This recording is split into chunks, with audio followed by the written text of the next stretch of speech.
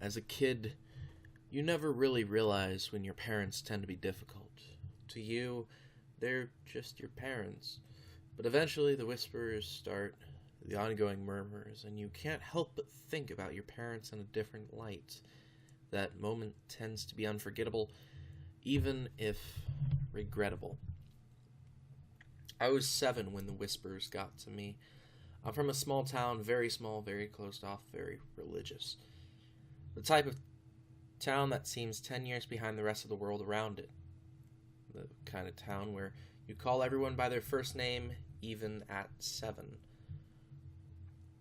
We lived outside the town on a small farmstead that had been in my family for a few generations. Though we had sold most of the land and no longer farmed, we kept enough for ourselves to live off of. A few cows for milk, a few chickens for meat, nothing special, just small-time country life. You'd think that we would have this grand sense of space being out in the country, no other home for 2 miles in any direction, the great big empty, as my now fiancé refers to it, but it wasn't empty to me, nor my family. No, my family's property was filled with everything, scrap and junk and garbage, because my mother kept everything. Back then, hoarding wasn't a known compulsion by any metric, but a medical diagnosis wasn't really a necessity when it came to Coffee Row, the rumor mill every small town is at least familiar with. I've heard she goes to the dump and steals all the old mattresses. It's such an eyesore. I'm surprised none of her kids have caught some sort of disease from playing in that yard. Well, they aren't the brightest of kids, probably get that from her. Bruce isn't the brightest man in the world either. Look who he married. These phrases repeatedly spoken by the crotchy retirees at the local coffee house would then trickle down to mouths of their kids and their kids until a bunch of third graders couldn't help but think of me and my family as dirty. And well, you tend to internalize those things after a while. I don't think too highly of myself in my childhood. And I mean, they weren't necessarily wrong. No, my mom never went to the town dump to steal old mattresses or broken down equipment. Actually, I don't think she ever went to the dump once in her life. To her, everything would eventually have its purpose. It's better to have something and not need it than to need something and not have it was a common wisdom she imparted on us kids. Though after a few years, I can't help but see it as a defensive posturing than anything else. By the time I became aware that my mother's collection wasn't as common as I suspected, my father had given up on trying to curb her ways. The strong and silent type, barrel-chested and heavy-hearted, he thought it best to just try to let things be. He didn't care of the whispers and the murmurs and of Coffee Row. He just wanted a simple life with his family. And if having to live in what others considered a condemned area was what stood in the way of his loving happiness, then that's what he would do. My mother seemed normal, to me at least.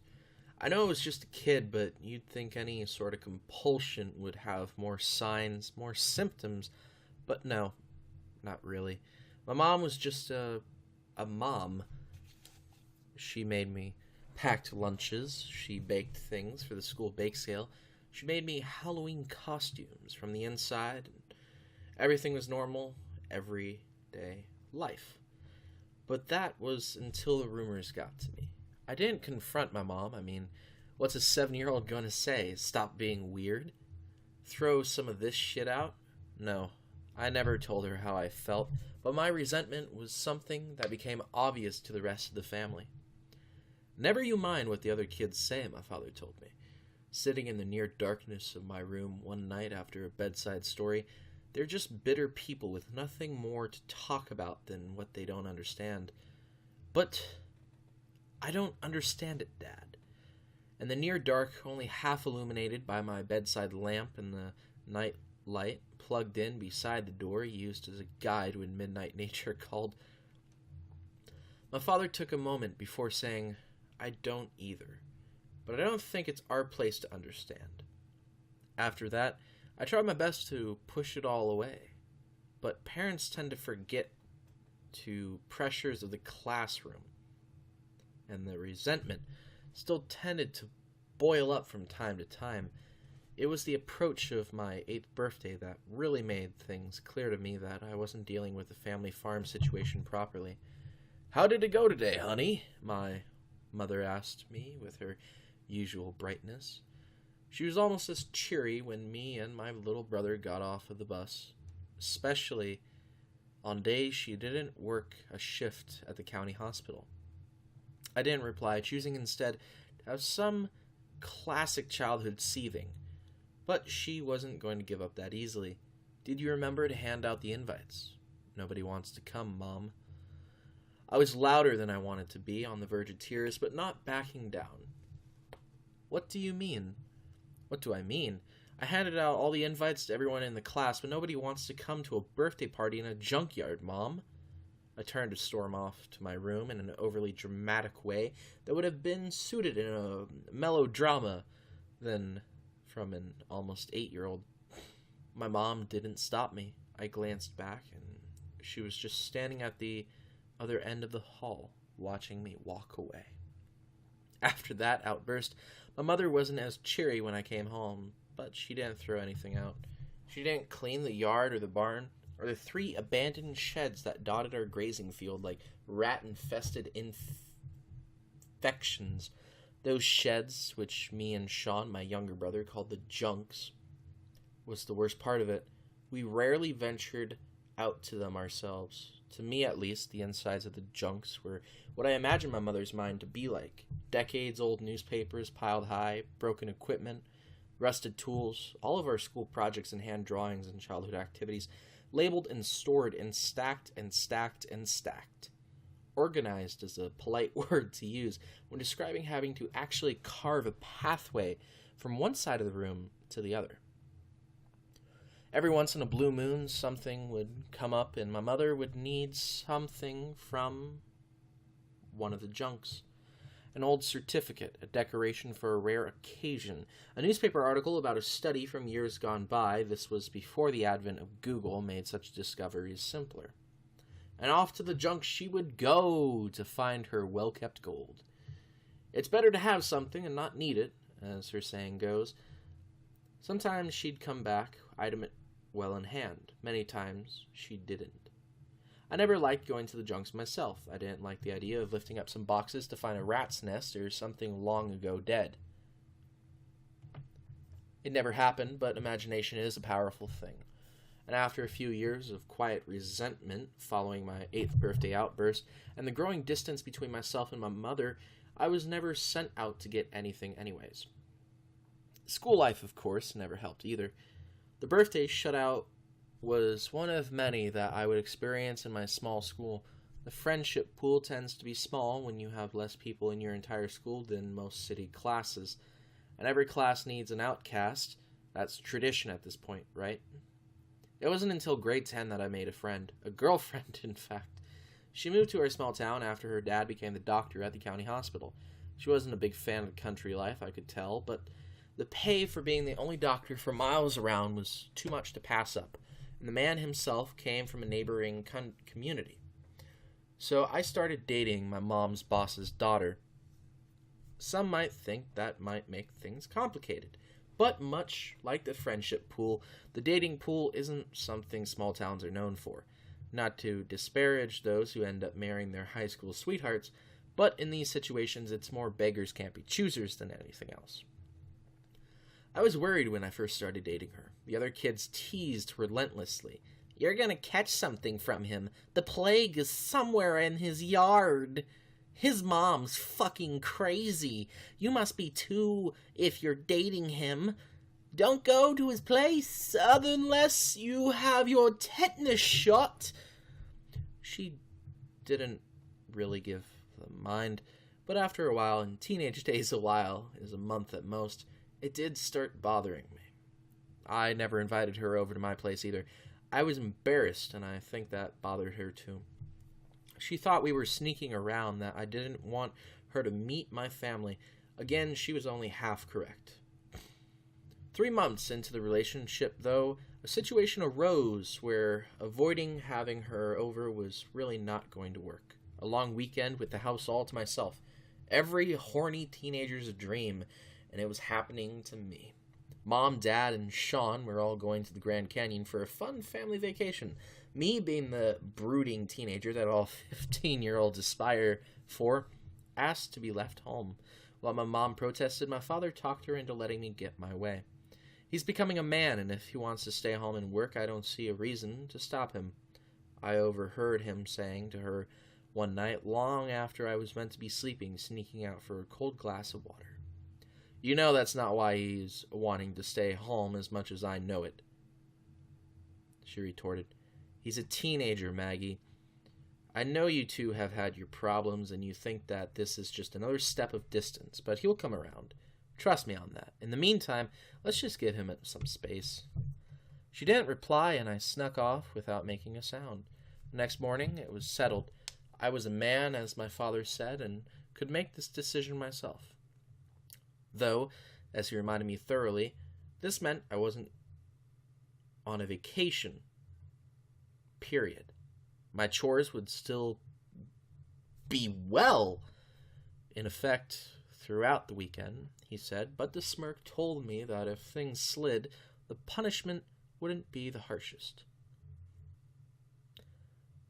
They left early in the morning on this Saturday.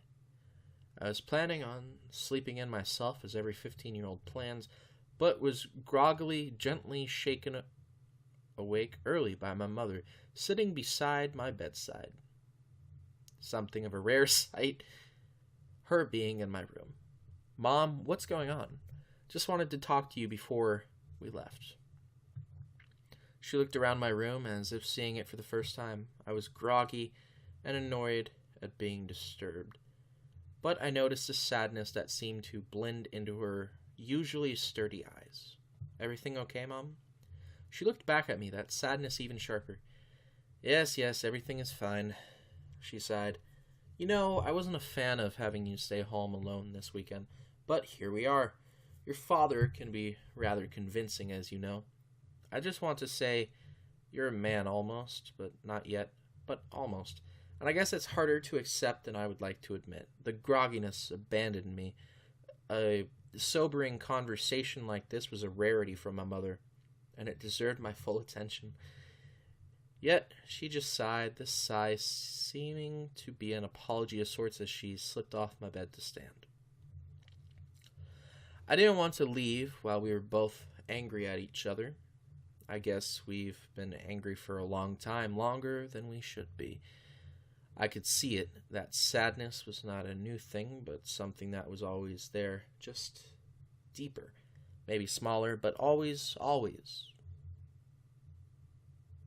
I hope that when we get back, we could maybe try not to be. How does that sound?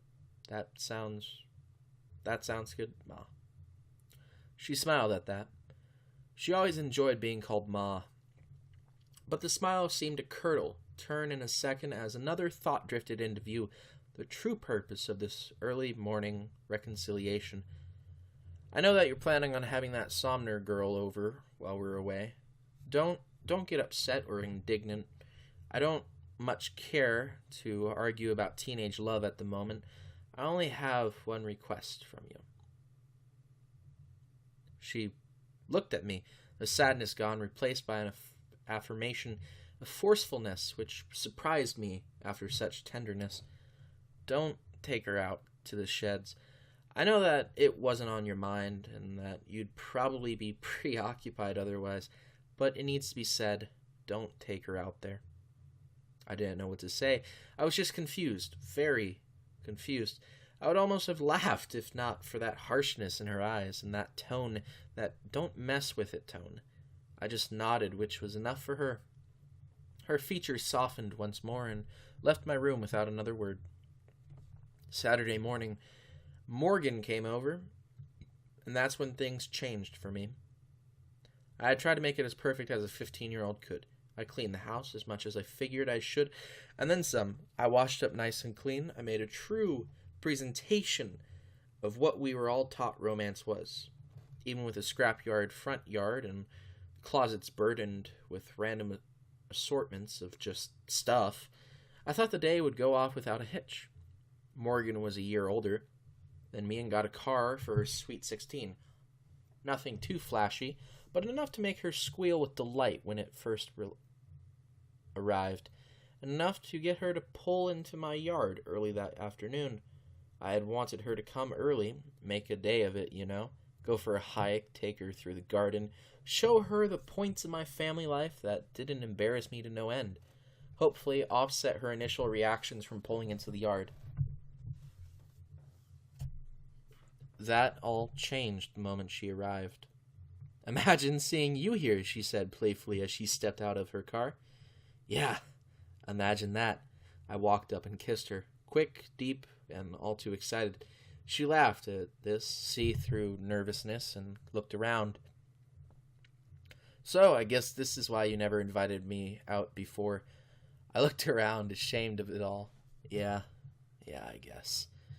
She looked at me, saw it all that guilt I apparently had, and couldn't help but laugh a little. "Come on, it's not that bad. So you got a few junkers and clunkers and stuff. What's the big deal?" I looked at her and smiled.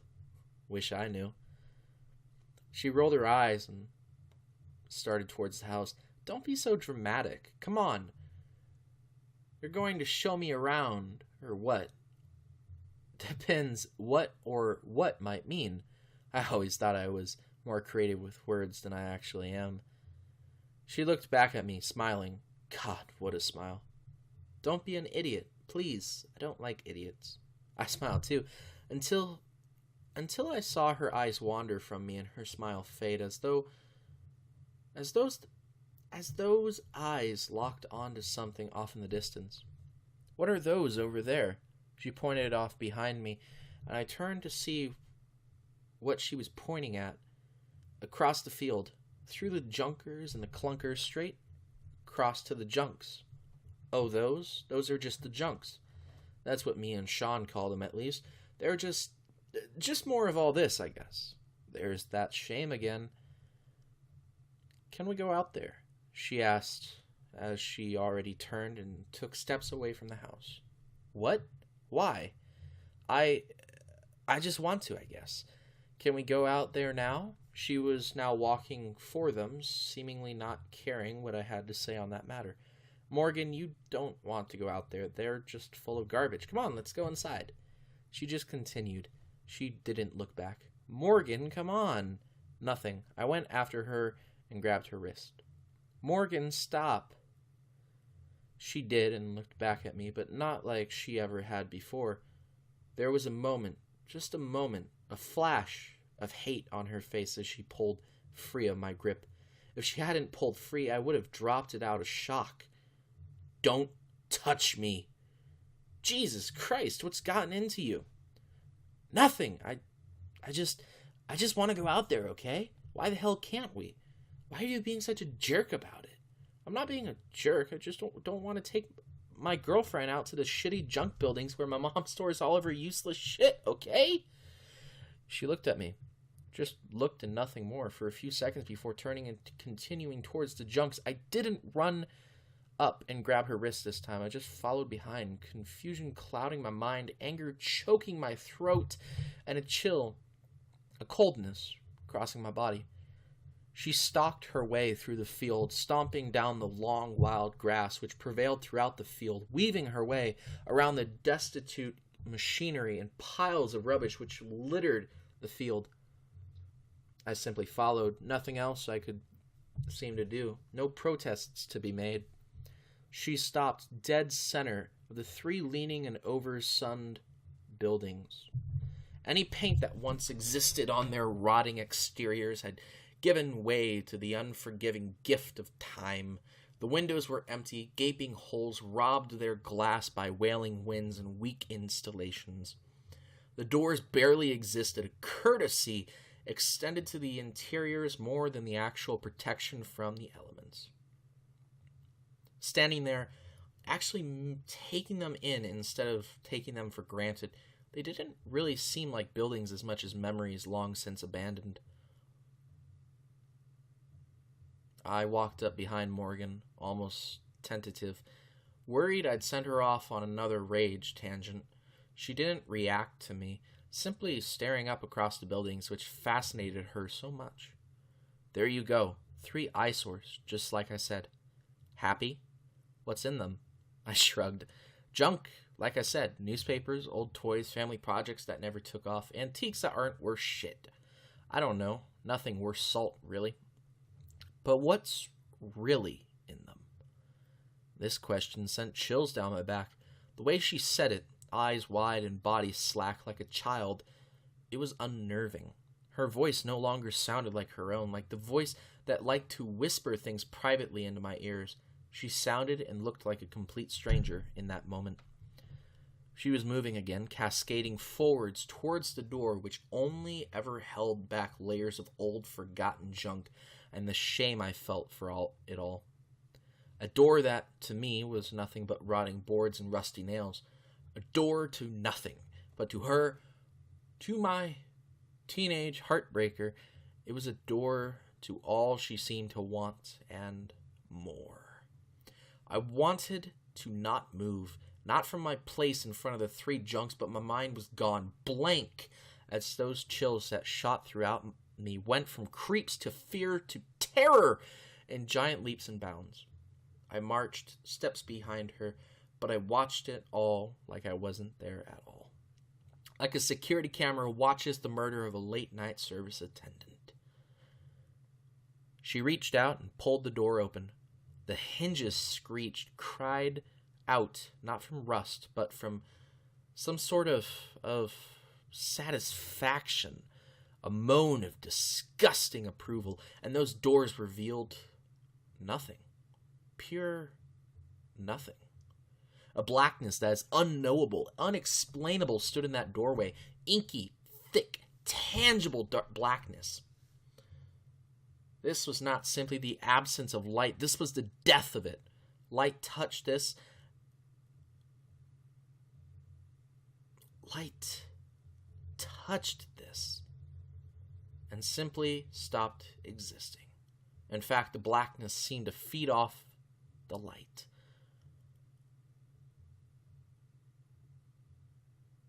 To grow and pulse with each moment of exposure to life outside it. Morgan stood outside the throbbing, living blackness, not taken aback, not shocked or confused or even afraid. She stood there and breathed it in, watched it with a satisfaction, a love that was almost as dreadful as the blackness itself.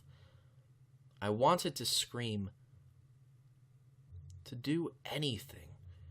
And I almost did it, almost pulled myself together enough to run over and grab Morgan and slam the door shut and never, ever come back to these horrible ruins again in my life. I almost did it, but then the sounds reached me and overpowered every ounce of will I had gathered to that point.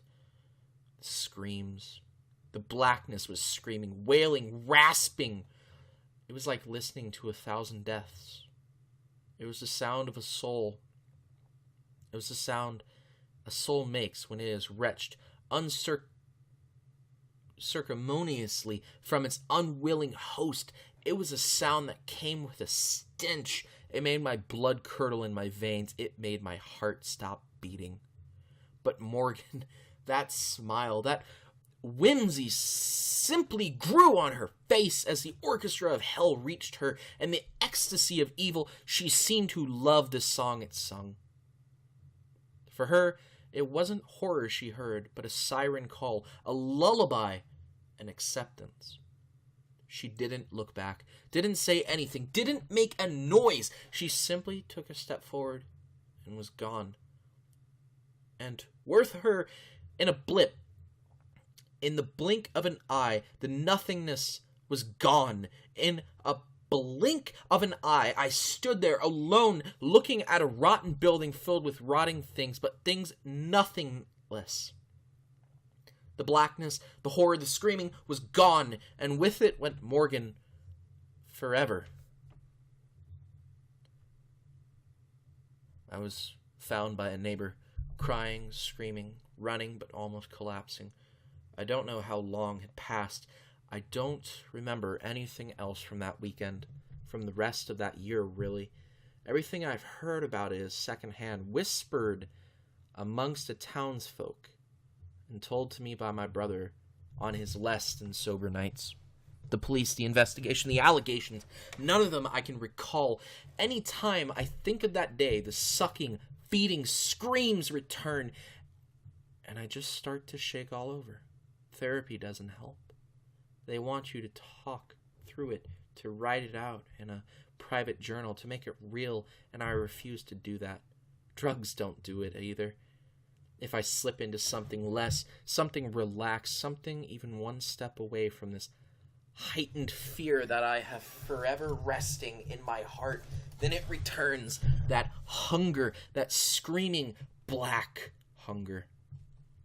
My family, already burdened with the strange looks my mother had already gathered, now we were outcasts. We weren't formally dejected, but we were never welcome anywhere again. Both my mom and dad lost their jobs. My brother and I were basically ostracized at school. We weren't welcome here, not in this small town or any of the neighboring ones. Wouldn't be surprised if the whispers of our names reached coast to coast. I know that's the paranoia talking, but I still wouldn't be surprised. But we never moved. It wasn't even discussed. It wasn't even a consideration within the family. It wasn't an option. Years later, after both my brother and I had gotten as far away from that middle of nowhere, middle of nothing town, I went home to visit. I didn't do it very often, though I had grown up to both look more and act more like my father than my younger years would have initially suggested. The buzz that my visits generated at Coffee Row still caused my skin to crawl. It was my final night of a 4-day visit. My father had gone to bed at the premature time that older men who had known little else besides work seemed to need. It was me and my mother sitting in their living room, both reading quietly, enjoying just being together, but not needing to say it. The sitting area was towered over by books, wall to wall, books stacked to the ceiling and doubled up in other areas. It made the room both comfortable and suffocating, with a sudden jolt of earth undoubtedly ending our lives under the hardcovers of Holmes and Hemingway. I sat reading, only to stop and look up. My mother, hair tinged gray, face aligned with years of secrets. "What's up?" I asked. She just continued looking at me for a moment more, seeming to decide something. "I know what happened to her." "What happened to who, Ma?" "The girl, that Somner girl from years ago. The one that you try and pretend you've forgotten about and that you've gotten over. I know what happened." My mouth immediately went dry and my heart raced, simply hearing that name, remembering all that darkness, that empty. "Mom, I never told you what happened. You never said what happened because you couldn't. No man could." Her face, her lines, they seemed to age before me, to be weighed down, tortured by what she was thinking about. She took her time, but I waited. "You don't see what I see, neither does your brother or your father or any man. You can't see what we can. I don't know why, so don't bother asking. All I know is that this land, our family's land, my family's land, has belonged to us, has been our burden for much longer than I can really know. This land has been our responsibility. The men are to protect the women, and the women are to stop it." She looks at me, deep and hard and knowing, and that's all she feels she needs to say to describe everything in that nothing. There's no need to ask me questions about what it is or what it does. You saw it. You know that no matter what, it's not a good thing. No, it's where goodness goes to die, that's for certain. And it's our family's job to keep it back, to keep it contained, to keep it hidden. She stops now. Getting this little bit of information out seems to have drained her from any remaining energy she had, much more, and she would simply fall asleep where she sat. "Mom, why are you telling me this? Why now?" Her eyes became harder, her mouth set in place. "Don't you understand? It's our family's duty to keep the darkness at bay. My heart beat so hard, but my blood ran cold, sluggish, as what she was saying was dawning on me. It's our duty, but I can't see it, and Dad can't see it, and Sean can't see it. She nodded. That was it. That was the end of the conversation. It was our duty to keep it out, to keep it locked up in the junks or whatever the fuck those buildings actually were. It was our job, and I can't even see it. The great big empty. That's what my fiancé calls it. That's what most anyone would call it. Any man, at least. I wish it was empty. I wish it was that simple. I wish that it was the empty we actually know. A quantifiable empty. But it's not. It's a hungry empty. An empty that will rob you of everything you are. An empty that is now my fiancé's responsibility.